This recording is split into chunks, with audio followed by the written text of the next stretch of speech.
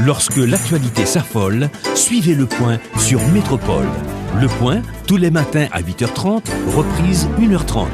Le Point est une courtoisie de MSC Trading et la BNC. Le plan épargne-retraite BNC, une assurance pour votre famille et vos employés. Madame, Monsieur, bonjour. Bienvenue à la rubrique Le Point de Radio et Télémétropole. Bonne semaine à chacun de vous. Pour commenter l'actualité, des questions de droit et pour juger également de l'opportunité d'une révision de la Constitution de 87, deux hommes de loi sont invités à être avec nous ce matin. Maître Jacqueline Auxilus et Maître Kebro Zamor. Peut-être il doit être dans un embouteillage et il n'est pas arrivé encore, mais Maître Zamor est avec nous. Bonjour Maître, merci d'accepter d'être avec nous. Bonne semaine. Bonjour Wendel, bonjour aux auditeurs et auditrices de Radio Métropole et particulièrement les gens de Petit Gouave qui m'écoutent à travers un peu partout dans le pays et notamment à Petit Gouave. Oui, alors point besoin de rappeler que vous êtes originaire de Petit Gouave, d'autant que vous intervenez de temps en temps dans des médias pour parler de certains problèmes auxquels la communauté fait face. Petit Gouave se porte mieux, se porte bien maintenant? Je dirais pas ça. J'ai oublié de saluer également les Petits Gouaviens qui sont un peu partout à l'étranger. Donc Petit Gouave se porte très mal. Donc, récemment, j'ai été obligé de faire le plaidoyer d'une situation assez difficile auquel fait face la population, notamment les élèves du lycée Faustin Soulouk. C'était sur le grand boulevard de Radio Caraïbes. Donc j'avais tenté de plaider la cause des professeurs qui ont des arriérés de salaire qui ne leur sont pas payés et d'autres dont la situation devrait être régularisée. Mais le ministre de l'Éducation nationale avait appelé au cours de l'émission pour faire valoir que les professeurs doivent reprendre les salles de classe, leurs cours en classe. Malheureusement, rien n'est fait, mais entre-temps, les professeurs sont retournés en salle de classe. Mais déjà, il y a une pétition qui a été mise en circulation pour exiger que le ministre fasse retrait de la décision de transfert de 3 professeurs, dont un censeur, et également de payer les arriérés de salaire. Donc, sinon, il va y avoir bientôt, d'après ce qu'ils ont fait savoir dans cette pétition, il va y avoir encore une fois des arrêts de travail. Alors, je dis que Petit Gouave se porte très mal parce que actuellement, on fait face à 2 grands problèmes majeurs. D'abord, il n'y a pas d'électricité. On a passé environ à peu près 10 jours dernièrement. Ça, c'est tout le pays, non? C'est tout le pays, mais jusque-là, on n'a aucune explication. Bon, dans certaines villes, on a une forme de rationnement. Mais là, on a passé 10 jours sans avoir de courant électrique. Depuis tantôt 3 ou 4 jours, on n'en a plus. Et on n'a aucune explication. Qu'est-ce qui ne marche pas et qu'est-ce qui expliquerait, je dirais, une telle rareté assez sévère d'électricité. Il y a aussi un problème d'eau potable. Donc, la population n'arrive pas à avoir de l'eau pour boire. Et avant, cela se faisait comment? Pour avoir accès à l'eau potable? Lorsqu'on est en période de sécheresse, il y a une réduction, je dirais, d'eau en quelque sorte, plus ou moins rare. Mais là, c'est beaucoup plus sévère. C'est vrai que cela s'explique en fait par le fait qu'au niveau des différentes sources qui alimentent, je dirais, le réseau potable, il y a pas suffisamment, il y a beaucoup d'arbres qui ont été abattus. Donc, ça a entraîné comme conséquence, je dirais, une forme de rareté de l'eau en quelque sorte. Mais ce qui est surprenant, j'ai entendu dire à la radio, et c'est un des directeurs de DINEPA, dire à la radio qu'il y avait un projet à hauteur de 1,5 million de dollars US pour la construction d'un nouveau réservoir. Et on dit que, à travers ce qui se dit à la radio par ce directeur, que cet argent-là a été délocalisé parce que celui qui était responsable de la construction de ce réservoir a été probablement transféré vers le nord-est ou vers le nord. Donc transféré aussi avec le projet ou bien avec le fonds? Voilà. Donc la population exige qu'on fasse en sorte que cet argent-là soit disponible pour la construction, je dirais, de ce grand réservoir qui pourrait éventuellement, alternativement, alimenter le réseau. Bon, là, c'est pour Petit Goâve. Il y a des problèmes auxquels tout le pays fait face, l'accès à l'eau potable, à l'éducation. Comme je me rappelle vous avoir posé la question il y a quelques instants, ce ne sont pas des garanties constitutionnelles non respectées ou bien violées par l'État lui-même? Oui, en fait, mais je dirais que c'est un minimum. C'est un minimum d'un point de vue constitutionnel. En fait, la Constitution exige que l'État s'acquitte de l'ensemble, je dirais, de ces devoirs. Donc, ce sont des droits pour la population et c'est un devoir pour l'État de s'en acquitter. Là, nous parlons de l'accès à l'éducation, l'accès à la santé, l'accès à l'eau, au logement décent, à une forme de sécurité sociale. Alors précisons, cher maître, quand nous parlons de l'État ici, nous ne parlons pas du gouvernement. Ben, bien sûr, du gouvernement. Aussi? Ben, d'abord du gouvernement. Et comment pourriez-vous expliquer cela? Parce que comme le gouvernement passe, mais l'État demeure. Ah, bien sûr, le gouvernement comme concept demeure aussi. Ce sont les hommes qui changent. Donc les hommes partent, viennent ou reviennent, mais le gouvernement... Donc, on ne peut pas concevoir un État sans qu'il puisse exister un gouvernement non plus. Donc le gouvernement, ça, c'est une fiction, je dirais, politique qui demeure et qui est, de mon point de vue, ou du point de vue, je dirais, des politiques en général, c'est plutôt quelque chose de pérenne. Donc on ne peut pas concevoir un État sans gouvernement. Maintenant, on peut avoir X personnes faisant partie aux composants tel gouvernement qui sont appelées dans le cadre d'un renouvellement politique à céder leur place à d'autres ministres, d'autres présidents de la République, d'autres directeurs généraux, directeurs de services, etc. L'homme de loi que vous êtes accuserait les deux, le gouvernement et l'État? En fait, je n'accuse pas, mais je constate comme vous, mais tout en étant dévasté, que ce minimum n'a pas été fait, savoir que les citoyens de ce pays, les Haïtiens, puissent avoir accès à l'eau potable, à l'éducation gratuite, puissent avoir accès à... je dirais, à des soins de santé, etc. Bref, ne pouvant même pas manger à leur faim. Donc, le chômage de masse... À ce stade-là, on parle de quoi? On parle de violation ou de non-respect? Disons que, premièrement, on doit parler à ce propos de non-respect des prescrits de la Constitution. Alors, il faut comprendre que la violation suppose, je dirais, le fait de transgresser une interdiction de façon directe. Donc, par exemple, on vous dit que de ne pas tuer, vous tuez, donc là, il y a, si vous voulez, violation d'une loi. D'accord? Ou bien la Constitution vous dit de ne pas faire ceci et vous le faites.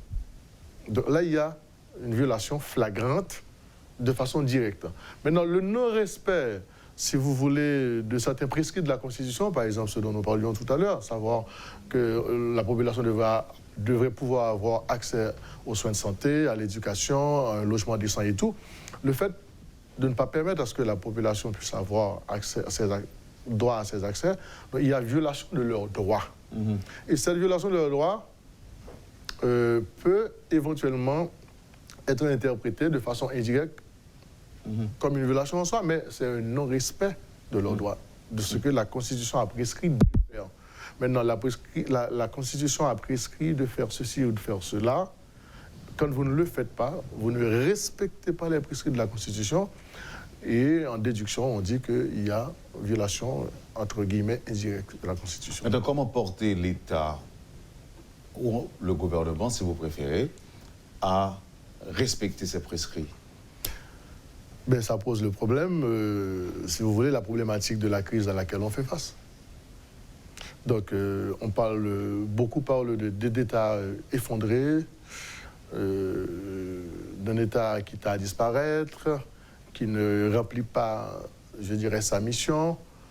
Et à longueur de journée, à travers tous les médias, tout le monde essaye de donner son point de vue à travers une approche bien évidemment très critique, parce qu'on est insatisfait Donc maintenant, la question à se poser, c'est que faire? Là, on est face à un constat accablant. On essaye de faire du rafistolage ou de jouer aux pompiers. Mais là, on ne pose pas les vrais problèmes. Donc, on risque... Avant de poser les vrais problèmes, Maître Zamor parlerait de l'État effondré ou de l'État failli ou bien de l'État non existant ou l'État effondré? C'est une question de nuance sémantique, mais le problème demeure, c'est qu'on a un État qui n'arrive pas à satisfaire les besoins primaires de la population. Et c'est là tout le problème. Donc, quand on est président de la République ou ministre à un niveau ou à un autre, donc on est là pour servir. C'est-à-dire le bien commun, l'intérêt général. C'est ce qui est, si vous voulez, la base même ou l'essence même de l'exercice du pouvoir. Donc on ne prend pas le pouvoir. Vous n'êtes pas élu pour pouvoir occuper une fonction ou exercer une fonction sans avoir donné de résultats. Donc, les résultats doivent pouvoir parler d'eux-mêmes. Et quand il y a certaines satisfactions, à savoir que à tous les niveaux, il n'y a pas de progrès qui a été fait, de sorte qu'on puisse dire, voilà, quand je suis arrivé au pouvoir, tel problème était à tel niveau. Oui. On a fait reculer. Là, c'est quand on a un plan. C'est quand on a un plan. Je suppose qu'ils ont un projet de société. Donc, vous avez dit, vous supposez. Justement, je suppose que, par exemple, que tous les gouvernements qui étaient au pouvoir ou qui se sont succédés au pouvoir ont eu un plan d'action pour faire ci, pour faire ça, avec peut-être cette nuance, savoir que tel ou tel gouvernement s'accorde telle priorité. Maintenant, le grave problème auquel on fait face, c'est que est-ce que le gouvernement a toujours ses moyens politiques, à la fois sur deux plans, à la fois d'abord sur le plan politique, par rapport aux incursions, je dirais, néfastes, pernicieuses du Parlement. On en a parlé, oui. Et on continue à en parler. D'ailleurs, on en arrive à cette lamentable conclusion que, loin de pouvoir rendre service à ce que les choses avancent, le Parlement fait régresser les choses. Pas le Parlement en tant qu'institution, mais la façon de pratiquer certains parlementaires. De telle sorte que on en a ras-le-bol d'entendre dire que certains parlementaires, c'est tel parlementaire qui a placé tel directeur général au niveau de telle institution de concentré autonome, etc. Bref, ça ne dessert que ses intérêts propres à lui. Or, l'État a besoin de cumuler tout ce qu'il peut avoir comme recettes à collecter, vous voyez, pour pouvoir faire face à certains problèmes cruciaux et urgents. Donc, j'ai dit politique, mais aussi le gouvernement, tout gouvernement a un plan. D'abord, il fait face à ces deux obstacles. D'abord, le fonctionnement du Parlement, mais aussi les contraintes sur le plan financier et budgétaire. S'il n'y en a pas plus. S'il n'y en a pas plus. Mais cela vaut la peine d'être souligné. Quand je parle de contraintes budgétaires et de problèmes financiers, mais c'est surtout aussi parce que la corruption bat son plein. Oui, alors la corruption bat son plein. C'est un frein. C'est un frein à l'exécution du projet, du plan de président. Mais il y a aussi autre chose. Il y a aussi autre chose, Maître. La mauvaise gouvernance, globalement. Globalement. Maintenant, il y a aussi autre chose. Il y a le Parlement, vous l'avez dit. Il y a des contraintes d'ordre budgétaire, mais il y a aussi l'obligation faite par la Constitution au président de la République de cohabiter avec un Premier ministre. Et aujourd'hui, la question se pose, peut-on par exemple se passer d'un Premier ministre pour le remplacer par un vice-président dans l'éventualité d'une révision totale de la Constitution de 87? Comment Maître Zamor comprend ce souhait exprimé par certains secteurs? Mais la question vaut la peine d'être posée et elle est d'actualité brûlante. Oblige. Il y a 2 ans de cela, on avait effleuré cette question à travers la réforme institutionnelle dont je vous avais parlé, mais en profondeur quand même. Donc, de mon point de vue, humblement, j'estime qu'aujourd'hui encore, la question revient à savoir, il faut réformer les institutions. Et parce que elles n'ont pas pu remplir la mission qui était, je dirais, la sienne, la leur.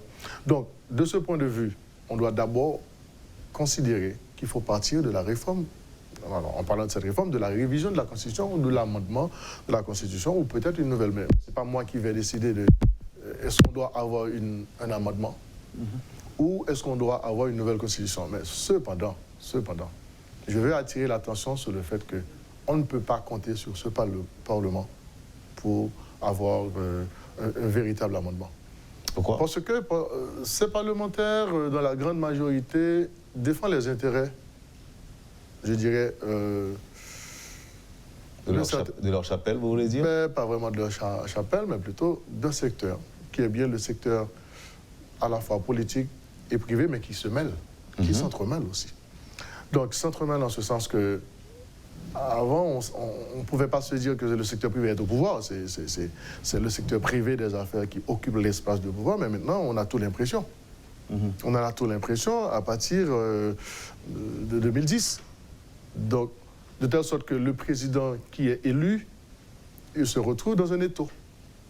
Il n'a pas pu, ne pouvant pas avoir la latitude qu'il faut pour effectivement transformer, je dirais, ce système. Maintenant, l'actualité aussi, c'est un changement de système. Tout le monde est unanime. Il ne peut pas y avoir de changement de système sans une refonte de la loi mère. Est-ce que c'est possible? Est-ce qu'on peut, on peut changer de système? Essayons de faire un petit travail pédagogique. Le problème à analyser, c'est le système. Un système politique, comme je vous l'avais dit... Un système qui ne marche pas. Qui ne marche pas, qui ne produit que de la corruption, de la désinstitutionnalisation, que de la misère, le chômage de masse, le désordre plus ou moins généralisé avec la question de gangs, etc. L'insécurité, bref, qui n'a pas pu apporter, non seulement construire le futur et l'avenir de ce pays, mais qui n'a pas pu apporter les réponses les plus, je dirais, minimales à certains problèmes auxquels on fait face. Alors, tout le monde est unanime à se dire, bon, ok, ce système, il faut le changer. Il faut le changer. Et en le changeant et le remplacer par un autre où la promotion de la justice sociale aura été peut-être faite et de façon concrète. Alors, s'il faut changer ce système, il faut commencer quand même quelque part. Ce système est fondé sur quoi? Sur la loi mère, comme vous le dites. Parce que la Constitution, c'est à elle de prévoir l'échafaudage de la société à travers un certain nombre d'institutions qu'elle a prévues et qui sont appelées à remplir. Certains problèmes de système ne datent pas d'aujourd'hui. Souvenez-vous, cher maître, cette Constitution a vu le jour au lendemain de la chute. C'est ça, au lendemain de la chute de Jean-Claude Duvalier comme président de la République. On allait constater ce que ce départ a engendré. La Constitution, avec toutes ses faiblesses et ses bons côtés et ses qualités aussi. Et aujourd'hui, on se plaint du fait qu'on n'arrive jamais à appliquer la Constitution dans son entièreté et que l'on se plaint de préférence à dire qu'il faut changer la Constitution, qui n'a jamais été appliquée. Sauf qu'on y fait référence de temps en temps quand c'est dans l'avantage de quelqu'un. Justement, le problème lié à l'inapplication de certains articles de la Constitution, c'est quelque chose de récurrent et qui appelle à des réflexions diverses. Et qui amène même certaines personnes à envisager une réforme de la Constitution ou peut-être la remplacer par une autre. Ça n'échappe pas, je dirais, à la conscience collective. Mais il faut se mettre d'accord sur le fait que, comme le président Préval l'avait dit, c'est la source d'instabilité. C'est une source d'instabilité. Il y a des choses à changer au niveau de la Constitution. Mais maintenant, il y a des gens qui se disent aussi, mais si on appliquait cette Constitution, on n'aurait pas autant de problèmes. Ouais. Je suis tout à fait d'accord. Je suis tout à fait d'accord. Mais maintenant, étant donné qu'on a une situation exceptionnelle de crise, ça vaut la peine qu'on s'asseye. Et pourquoi pas une conférence nationale? Et pourquoi pas une conférence nationale? Mais pourquoi pas vraiment? Que les fils de ce pays, d'abord les élites, entre eux, essaye de s'asseoir autour d'une table et proposer quelque chose, je dirais, à l'issue d'une réflexion profonde sur la grave crise auquel fait face le pays. Pourquoi pas les gens qu'on dit, entre guillemets, être les bourgeois, ceux-là qui sont les nantis, qui ont de l'argent dans ce pays, qui investissent ou pas, mais qui vivent de l'État. Et certains étranglent même cet État. Pourquoi entre eux, ils n'arrivent pas à faire l'effort de proposer quelque chose à ce pays? Et maintenant, on aura deux propositions au niveau des élites, politiques, intellectuelles. Ce serait un travail quand même intéressant, mais colossal. Par exemple, ça vaut la peine, étant donné l'urgence. Le secteur privé se met ensemble. Les membres de ce secteur avancent leurs idées et ils les exposent à la nation. Les intellectuels font de même. Absolument. La classe politique après, pareil. Après, on fait une synthèse. Ensemble. On fait une synthèse. Par exemple, je me permets de citer le nom de quelqu'un qui est un petit peu, alors au niveau du secteur privé des affaires, qui est toujours à la radio et qui siège aussi en voie d'étude à tout moment. C'est Réginald Boulos. Oui. Il est perçu comme un personnage plus ou moins politique, homme d'affaires. Bon, il l'a dit clairement ici. Voilà. Il a même remis mes pendules à l'heure en disant, bon, désormais, vous pouvez m'appeler l'homme politique Réginald Boulos. Voilà, donc je me permets de citer son nom parce qu'il se présente comme tel. Maintenant, pourquoi lui? On dit qu'il est quelqu'un qui est très intelligent. Il dit aimer son pays mieux que quiconque. Et pourquoi il n'arrive pas à essayer de faire qu'au niveau du secteur privé des affaires, qu'on propose quelque chose à ce pays? Il a déjà proposé une troisième voie, non? On n'en est pas encore là. Là, on est au niveau d'approche purement politique, politicienne. C'est proposer quelque chose. Proposer quelque chose de façon très méthodique et pédagogique. Voilà où est-ce qu'on devrait emmener ce pays dans 30 ans. Et voilà ce que moi j'ai comme projet de société. Ça pourrait faire l'objet de débats et de discussions. Des intellectuels, des vrais, je souligne, les vrais intellectuels. Quand les vrais, ce sont ceux qui produisent, mais qui épousent la cause de la masse de ce pays. Je ne parle pas des intellectuels organiques qui défendent le statu quo ou encore le maintien du statu quo.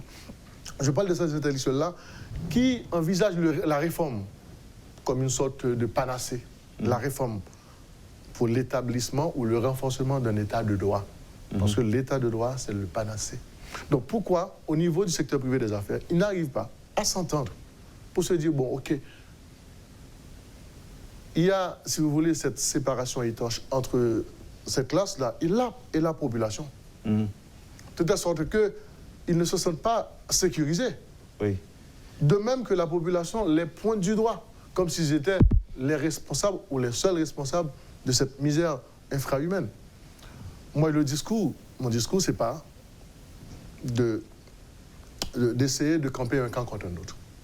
C'est de tenter le rapprochement, de les amener à un peu plus de conscience, de les conscientiser d'abord sur la responsabilité qu'ils ont de proposer à ce pays quelque chose, parce qu'ils disent être haïtiens. Et beaucoup d'entre eux, lorsqu'ils sont ailleurs, à l'étranger, ils disent qu'ils sont des Antillais, ça je comprends. Mais maintenant, ici, vous dites que vous êtes des Haïtiens. Mais vous êtes des Haïtiens, vous aimez votre pays, et vous avez autant de personnes à mourir de faim, et vous avez autant de personnes à être désespérées. Maintenant, je n'ai pas besoin de reprendre pour dire que le pays va très très mal. Oui. Très très mal. C'est évident. On avait déjà un chômage de masse et beaucoup d'institutions sont obligées de renvoyer une partie de leur personnel. Donc il y a beaucoup plus de personnes qui se retrouvent au chômage. Beaucoup de personnes optent ou envisagent de laisser le pays. Beaucoup de gens vont mourir de faim aussi. Absolument, oui. Absolument. Le rêve haïtien, c'est quoi? Vous êtes concernés, vous qui êtes du secteur privé des affaires, tout comme aussi les intellectuels, ou encore les élites intellectuelles, les élites économiques, les élites politiques. On reproche à l'opposition de ne pas pouvoir s'entendre à travers une alternative crédible et proposer quelque chose à la nation. Et ne pas à tout bout de champ de dire, bon, il faut que le président parte. Bon, que le président parte, ça ne m'intéresse pas. Maintenant, qu'est-ce qu'on propose? Qu'est-ce qu'on propose? Donc, il faudrait il faudrait qu'on offre quelque chose qui soit plus crédible, méthodique, et on dit 1, 2, 3, 4. Par exemple, je suis curieux de savoir qu'est-ce qui ferait baisser, par exemple, la devise américaine. 1, 2, 3. 1, 2, 3. Ouais. Quelles sont les mesures pertinentes à prendre pour faire en sorte que de 82, 3, 4, que coûte le dollar, on va passer à 70. On passe à 70. Il faut une réflexion. Donc, et en ce sens, les économistes ne sont pas à être négligés. Donc, il faut me dire aussi, sur le plan de la production nationale, qu'est-ce qui va être fait? Parce que jusque-là, on a une culture de l'hypocrisie très ancrée qui fait en sorte que ce qu'on dit à la radio, on dit à tout le monde, c'est parce qu'on fait. Ce n'est pas ce que l'on fait. Moi, je souhaite, si vous voulez... Le respect de la parole donnée. De la parole donnée, notamment lorsqu'on est une autorité. Si on est face à un problème, mais qu'on dise, voilà, on ne peut pas faire ci. Par contre, voilà ce qu'on peut faire. Et je vais plus loin. Pourquoi pas demander aux États-Unis d'Amérique, au gouvernement américain, d'accompagner ce peuple-là? Parce que je me rappelle Clinton avoir dit, Haïti, c'est notre arrière-cour. Mais pourquoi négliger autant cet arrière-cour? On sait que les États-Unis ont des intérêts géostratégiques dans ce petit coin de terre. Pourquoi ne pas permettre au moins que ce pays puisse vivre? On dit qu'on a des ressources naturelles dans le sous-sol. On peut négocier. Un jeu gagnant-gagnant pour voir... Est-ce que la situation n'est pas plus complexe? C'est-à-dire? C'est-à-dire, est-ce que vous pensez que les entreprises, ou bien ce que compte entreprendre, par exemple, un homme au pouvoir va être accepté ou ne va pas être critiqué par l'opposition? C'est pourquoi il faut, en quelque sorte, travailler pour qu'il y ait cette stabilité. Le président Préval, dont on a loué, si vous voulez, le sens de l'intelligence politique, qu'est-ce qu'il avait fait? Mais il avait fait en sorte qu'il rapproche ses adversaires politiques. Et même leur confie certains postes. Je pense que c'est une formule qui avait donné des résultats. Aucun président n'est légitime à vouloir occuper les espaces de pouvoir par son seul clan. Connaissant l'histoire de ce pays, eh bien, vous allez être continuellement l'objet de manifestations ou de protestations dans les rues. Parce qu'il ne faut surtout pas oublier... Pourquoi c'est en Haïti? Non, mais je vais vous dire pourquoi. Et ailleurs, c'est différent? Je vais vous dire pourquoi. Parce que dans l'imaginaire collectif, et c'est pas trop loin de la réalité aussi, lorsqu'on est au pouvoir, on n'est pas au pouvoir pour servir.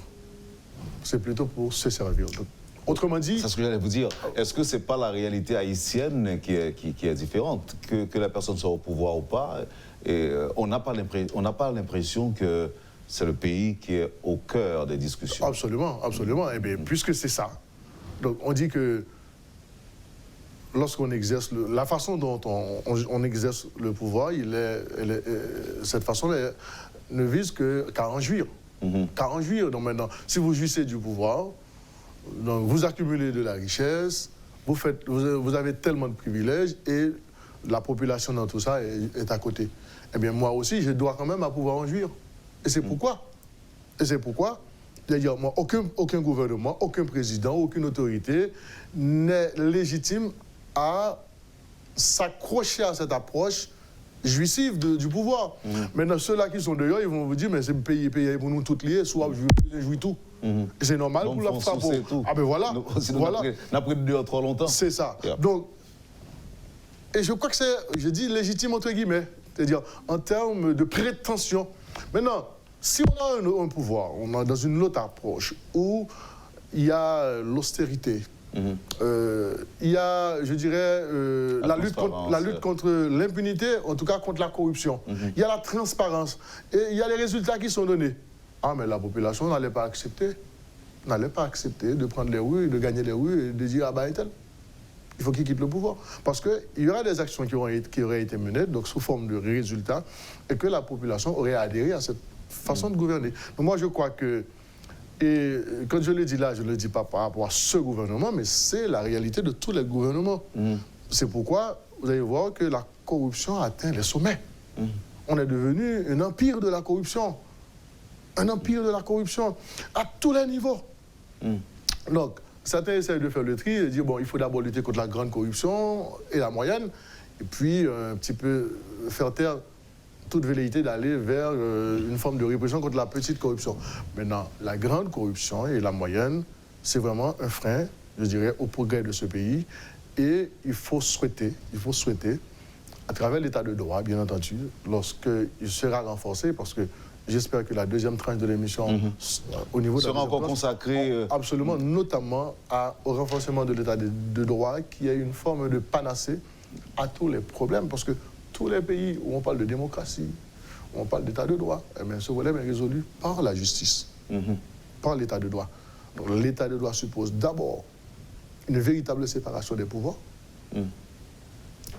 C'est la réalisation de l'état de droit. L'état de droit, bien sûr, l'état de droit ne peut pas se réaliser en dehors d'une véritable séparation des pouvoirs. Deuxièmement, ce qui consacre en fait cet état de droit aussi, c'est la justice constitutionnelle. Donc on verra ça après. Merci, cher maître. Poursuivez, madame, monsieur, la rubrique Le Point de Radio et Télémétropole. Maître Kebro Zamor, c'est notre invité ce matin pour commenter l'actualité. Merci de l'intérêt, à tout de suite après la pause. Le Point est une courtoisie de MSC Trading et la BNC. Le plan épargne retraite BNC, une assurance pour votre famille et vos employés. Merci, madame, monsieur, de votre patience et de l'intérêt. Avec nous aujourd'hui, maître Kebro Zamor. Est-ce que aujourd'hui, on peut parler de l'opportunité réelle d'un vrai parsemé, entre guillemets, de la Constitution? Moi, je crois que c'est comme une grossesse qui est arrivée à terme. Selon vous? Oui.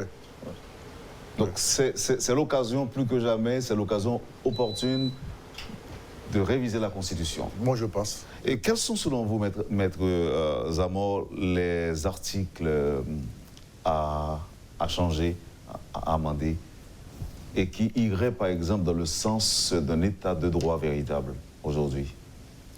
En fait, il y a plein d'articles. Mais alors, pour aller dans... Alors, votre question, elle est précise. Quand je dis précise, elle vise certains articles de la Constitution qui mériteraient éventuellement d'être amendés pour qu'on puisse avoir un état de droit renforcé. Renforcé, oui. C'est bon. Donc, il y a d'abord les articles qui parlent d'abord du pouvoir, alors des trois pouvoirs. Mais d'abord, il faut envisager une réflexion sur le rôle et la mission du Parlement. D'abord, la question liée à l'éligibilité. Moi, j'ai essayé de voir au niveau des critères, par exemple, d'abord les critères exigés à quelqu'un pour qu'il puisse être député ou sénateur. Il y a à la linéa D, par exemple, pour ce qui a trait aux députés, où il est dit n'avoir jamais été condamné à une peine à la fois afflictive et infamante. Vous savez, en droit, on peut être condamné en matière pénale, soit à une peine afflictive, tout court, soit à la fois à une peine afflictive ou infamante. Être condamné à une peine afflictive, c'est être l'objet d'une condamnation au correctionnel pour un délit. Et dans la plupart des cas, les condamnations afflictives en matière correctionnelle emportent, je dirais, perte des droits civils pour un certain nombre d'années. Et la possibilité de ne pas être élu ou éligible, ou de ne pas pouvoir élire, etc. Ce qui n'est pas toujours appliqué dans nos décisions. Au niveau du code d'exécution crime, au niveau du code pénal. Maintenant, au niveau de la Constitution, il est prévu que ce soit pour être président de la République, pour être sénateur ou député, eh bien, on dit que vous ne devriez pas avoir été condamné pour... vous ne devriez pas avoir été condamné à la fois à une peine afflictive et infamante. Cela revient à dire quoi? Le fait par un individu, quelqu'un, un haïtien, d'avoir été condamné à une peine simplement afflictive au correctionnel, ça lui permet de pouvoir candidater. Or, ça ne devrait pas être le cas. Si vous avez été condamné à une peine afflictive au correctionnel... Mais pourquoi vous dites qu'on devrait changer cet article? Parce que celui qui devient, ou bien qui deviendra député, sénateur ou président de la République ne devra pas faire l'objet d'une condamnation au correctionnel, de mon point de vue. Mais au contraire, on devrait garder cet article dans l'éventualité d'une révision de la Constitution et essayer d'appliquer cet article. Pas, mais non. Pourquoi? Mais vous avez été condamné à une peine afflictive au correctionnel. C'est ce que je vous dis, on maintient cet article. Pourquoi on devrait le maintenir? Parce que si vous avez été condamné, vous ne pouvez pas être... vous perdez vos droits. Ah ben bien sûr, alors on ne peut pas maintenir cet article, on doit pouvoir le modifier en disant tout simplement que n'avoir été jamais condamné à une peine soit afflictive, soit à la fois afflictive et infamante. Et aujourd'hui, qu'est-ce qui est dit dans cet article? Que le fait pour quelqu'un de n'avoir pas été condamné à une peine à la fois afflictive et infamante, donc vous pouvez être... vous pouvez candidater. Être candidat à la présidence, à la députation. Donc ça, c'est pas, vous ne souhaitez pas qu'on enlève cet article? Je souhaite qu'on modifie. Qu'on modifie. Ça n'a pas de sens que quelqu'un qui a été condamné à une peine afflictive, par exemple, au correctionnel, qu'il puisse candidater. Ok. Voilà. Ok. Maintenant, donc, là, on parle toujours de moralité publique. Oui. Maintenant, c'est d'abord au niveau du Parlement, par exemple. Maintenant, je vais analyser de façon méthodique pour dire voilà quels sont les changements sur le plan de la modification qu'on souhaiterait avoir pour qu'on puisse avoir, je dirais, un pouvoir, un état de droit renforcé. Parce que l'état de droit, comme je l'ai dit tout à l'heure, c'est l'état dans lequel tous les organes de l'État, et en généralement, on dit les personnes publiques et privées, sont soumis à la règle de droit. Donc que vous soyez des gouvernants ou des gouvernés, autorités ou n'importe quelconque citoyen, eh bien, on est tous soumis à la règle de droit, on est tous soumis à la loi. C'est pourquoi on dit que c'est la dictature de la loi. Nul n'est au-dessus de la loi. Voilà l'adage qui incarne un petit peu, si vous voulez, cette philosophie-là au niveau de ce qu'on a considéré comme étant l'essence même de l'état de droit. Alors, cela dit, il faut une séparation effective des trois pouvoirs qui permettrait que la justice, qui est à tes plates là, reprenne ses lettres de noblesse et siéger, je dirais, aux côtés des deux autres pouvoirs politiques que sont l'exécutif et le Parlement. Donc, l'exécutif et le législatif. Donc, cela dit, remarquez que la Constitution précise pose le principe de la séparation des pouvoirs. Mais en fait, dans la réalité, on n'a pas une justice indépendante. Et une justice qui n'est pas indépendante, elle ne dessert que les intérêts des plus forts, politiquement, socialement, économiquement. Donc, ce qui garantirait, je dirais, cette indépendance de la justice, c'est le fait que, par exemple, que celui qui deviendra juge, d'abord que le CSPJ, qui est l'organe de contrôle et d'administration de la justice, que le CSPJ puisse jouir de façon statutaire et organique, jouir de cette indépendance. C'est-à-dire, il faut revoir la configuration du CSPJ, parce que dès le départ, on a environ 3 ou 4 membres qui seraient pro-exécutifs.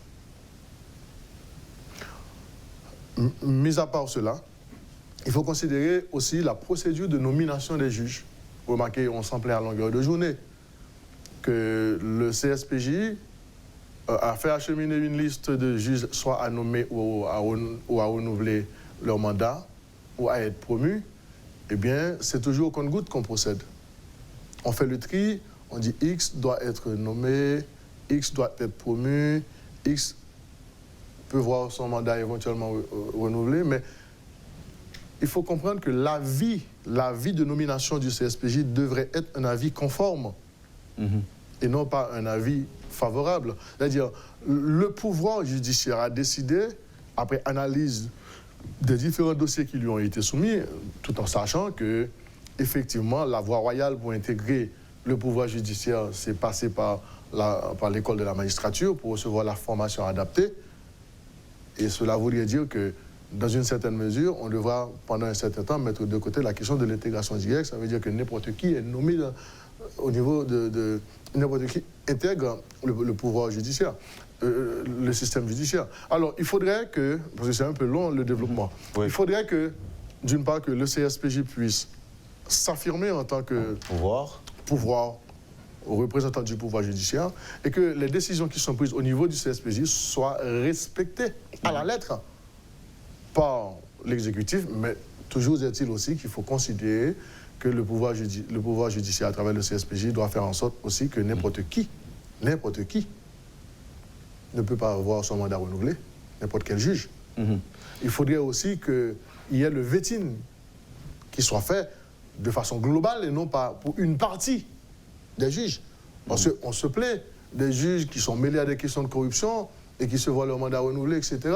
C'est un peu suspect. Mais aussi, il faut aussi considérer que les commissaires du gouvernement... Juste un moment, maître. Il y a quelqu'un, un homme de loi, qui vous demande, quand on parlait de correctionnel il y a quelques instants, de peine affective ou infamante, est-ce que vous voulez parler de correction criminelle? Est-ce que vous voulez parler de correctionnel ou criminel? Correctionnel. Correctionnel. OK. Oui. Continue. Donc maintenant, le commissaire du gouvernement, aussi là, c'est là où le bas blesse. Remarquez l'influence du Parlement sur l'exécutif et qui ne permet pas à l'exécutif de jouer effectivement son rôle. C'est pourquoi on parle de système. Tel qu'il est donné ou tel qu'il est construit, ce système mérite d'être remplacé. Donc, le commissaire du gouvernement, la plupart du temps, ils sont nommés sous l'instigation ou l'initiative des parlementaires. Donc, c'est très important ce que je vais vous dire. Des commissaires du gouvernement. On en a un peu partout, des gens qui sont nommés parce qu'il y a un député ou un sénateur qui veut que ce soit X qui soit là dans sa juridiction comme commissaire du gouvernement. D'accord? Des fois, des gens qui n'ont pas d'expérience, alors que dans le parquet, on a, si vous voulez, des substituts qui ont eu 10 ans, 15 ans d'expérience pratique, qui devaient être promus comme commissaire du gouvernement. Mais non, on prend quelqu'un qui est à peine licencié, 2 ans ou 3 ans, et puis on le place à la tête du parquet. Ça crée une frustration énorme, mais en même temps aussi, ça ne dessert pas la cause de la justice. Donc on vient d'avoir un agent qui est placé dans tel ou tel parquet, qui est là pour faire le travail de celui qui l'a permis d'être là. Alors, celui qui lui a permis d'être là. Alors, il faut souhaiter qu'on ait des parquets qui seraient sous la dépendance hiérarchique et disciplinaire du CSPJ. OK, donc là, on peut dire finalement que les parlementaires outrepassent leurs droits, étant donné que leur mission première, c'est contrôler l'exécutif. Et là, il n'est plus question de contrôler. Ils placent des magistrats aussi dans des parquets en violation de leurs prérogatives, ou ce qui va à l'encontre de leurs prérogatives. Je n'ai pas dit qu'ils outrepassent leurs droits. Je dirais que le système tel qu'il est leur permet de faire cela. Parce que s'il y avait des lois qui précisent, par exemple, que pour être nommé à un parquet de la République, il faut nécessairement passer par la voie de l'école de la magistrature, on aurait résolu ce problème. On a laissé une porte ouverte à travers ce qu'on appelle l'intégration directe. Vous intégrez directement à la magistrature sans que vous ayez à passer un concours à l'école de la magistrature et y avoir suivi une formation adaptée. C'est ça tout le problème. Donc on a l'école de la magistrature qui forme, qui devrait pouvoir former à la fois et les juges et les commissaires du gouvernement. Donc les juges sont nommés sur cette base parce qu'effectivement, ils ont suivi une formation à l'école. Alors que pour les parquets, les commissaires du gouvernement sont parachutés. Alors, je dis une catégorie, certains sont parachutés. C'est la question que j'allais poser. À quel pourcentage, par exemple, les parquetiers recommandés sont dans les paquets? Je n'ai pas, pour être honnête, je n'ai pas, si vous voulez, les statistiques. Mais je sais absolument, absolument. Mais maintenant, j'en profite aussi pour dénoncer, et c'est très important, pour dénoncer, je dirais, une injustice auquel fait face les commissaires du gouvernement. Je dirais tout d'abord qu'en 2008, 2007 ou 2008, il y a eu un ajustement de salaire sur la base d'un arrêt de travail qui a été observé par l'ANAMA. Et il y a eu une entente, un accord entre le gouvernement et l'ANAMA pour que, voilà, on paie les arriérés de salaire aux magistrats. En 2013 et 2014, d'abord en 2013, je crois que c'était à la veille de la rentrée judiciaire, il y a eu un autre arrêt de travail qui a été observé par l'ANAMA, ou à la demande de l'ANAMA, par les magistrats, parce qu'effectivement, les arriérés de salaire qui ont été promis n'ont pas été accordés. Alors, sur cette base, il y a eu une nouvelle entente avec le gouvernement d'alors. Et entre 2013 et 2014, on a payé les arriérés de salaire aux juges, mais non pas au commissaire du gouvernement. Or, on fait partie de ces deux catégories, magistrat assis, magistrat debout, on fait partie de la magistrature. Donc la magistrature est composée ça devait concerner toute la magistrature. Toute la magistrature. Pire encore, jusque-là, on attend qu'on nous paie nos arriérés de salaire. On attend. Mais l'ANAMA, malheureusement, les deux associations de magistrats n'ont pas défendu suffisamment la cause des commissaires du gouvernement.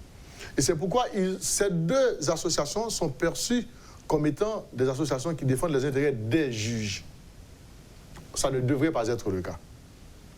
Il y a des tentatives qui ont été faites, je dois le reconnaître, de la part de Maître Duret, et ensuite de Maître Morin et de Maître Kondo aussi. Mais les parquetiers, les commissaires du gouvernement et leurs substituts... Nous n'avons que 3 minutes pour terminer. Oui, j'ajouterais aussi, pire encore, qu'en octobre 2017, le gouvernement, encore à la faveur d'une grève, à la fois, notamment d'une des deux associations de magistrats, il a été accordé une indemnité d'un tiers salaire à tous les juges. À tous les juges. C'était précisé, à tous les juges. On n'avait rien promis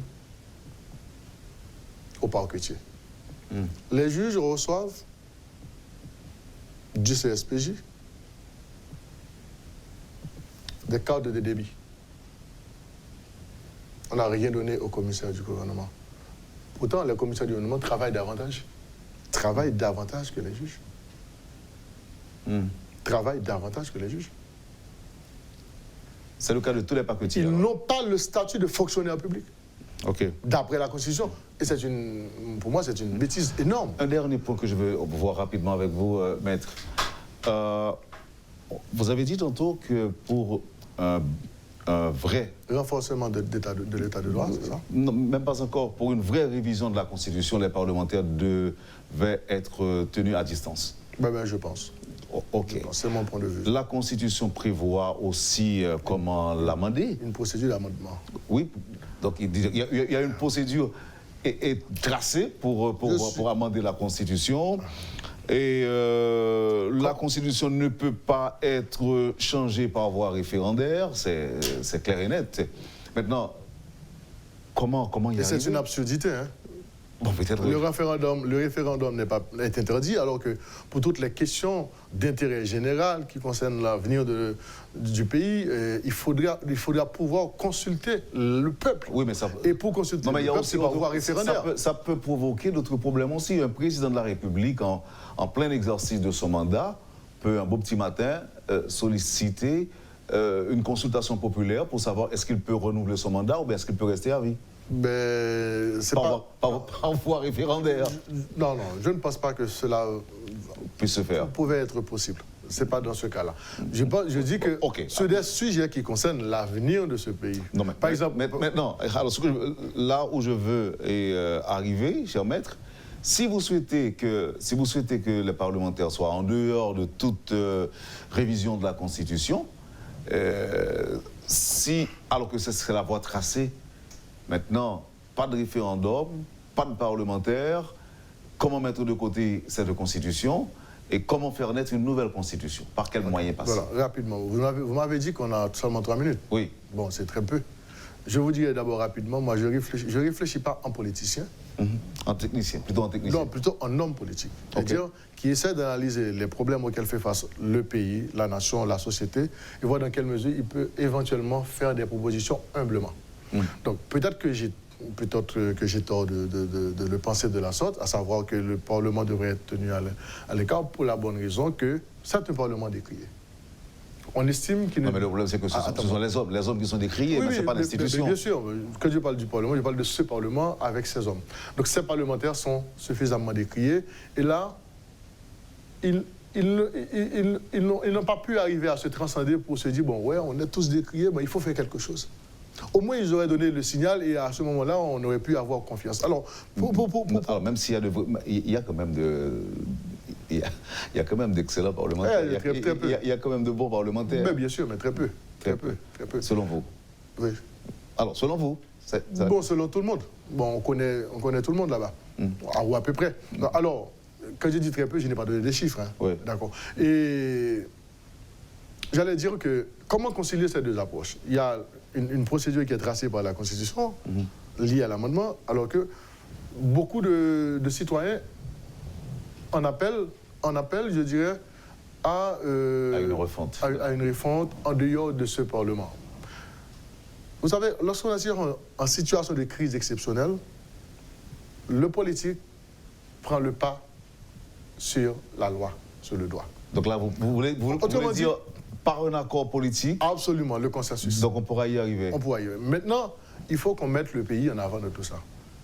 Parce que chacun va essayer de tirer le drap de son côté pour dire, mais si j'accepte ceci, je vais perdre tel ou tel privilège. Mais moi, ce n'est pas ce qui m'intéresse. Mais ce qui m'intéresse, c'est de voir dans quelle mesure on peut, pour un nouveau départ, un nouveau projet de société, s'entendre autour d'une table, s'asseoir autour d'une table et pouvoir, qu'est-ce qu'on peut avoir comme synthèse après les discussions pour un nouveau projet de société pour les 30-40 ans à venir. Donc là, c'est conférence nationale, on l'appelle comme on veut.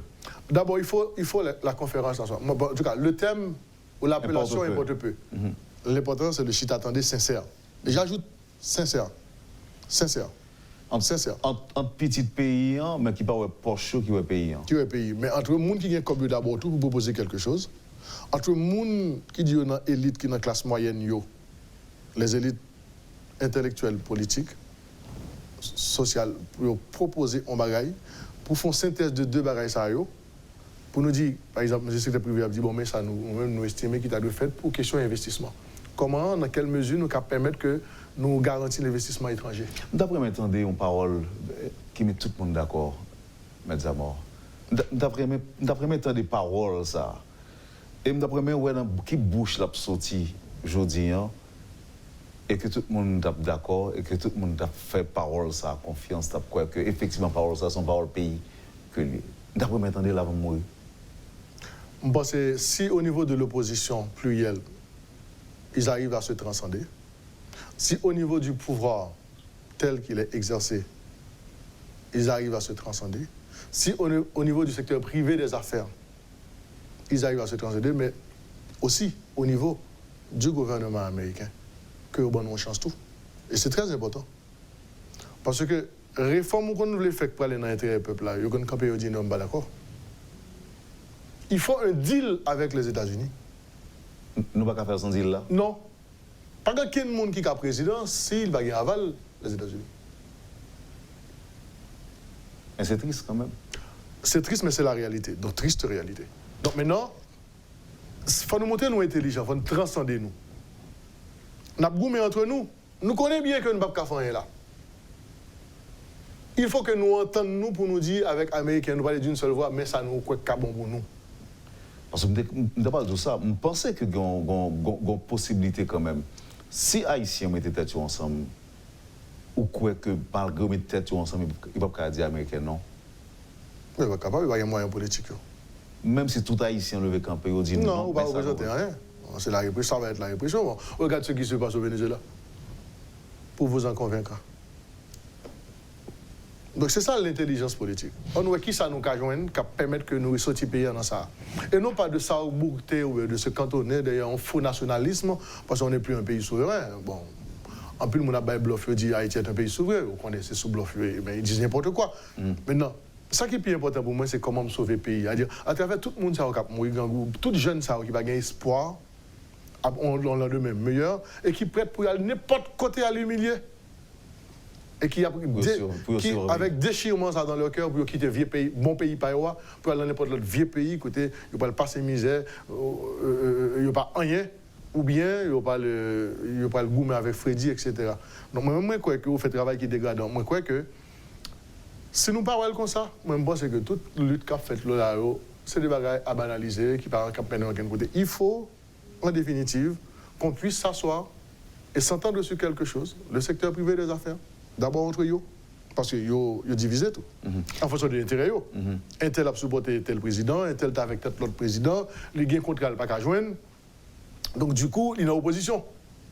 Par contre, vous comprenez. Donc maintenant, un véritable état de droit à permettre que la loi a chaque monde limite. Il y a des débats qui sont faits qui ne peuvent pas faire encore parce que on a pour comparaître devant juge.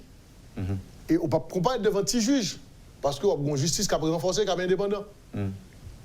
Vous comprenez ça me le dire? Parce que tout ça n'a vivre là comme drame. C'est parce que la justice n'est pas indépendante. Par exemple, on parle de Petro-Caraïbes, etc.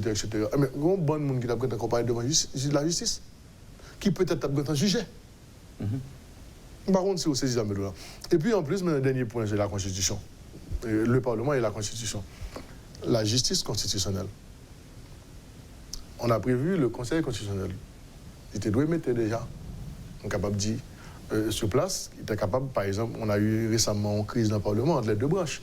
Mais c'est c'est la Cour constitutionnelle qui a résoudre. Le Conseil constitutionnel, absolument. Donc, en un mot pour terminer, donc, moi, je crois que plus que jamais, l'urgence exige qu'il y ait soit un amendement de la Constitution, soit, on est capable de dire, en réforme qui visait changer la Constitution. Donc maintenant...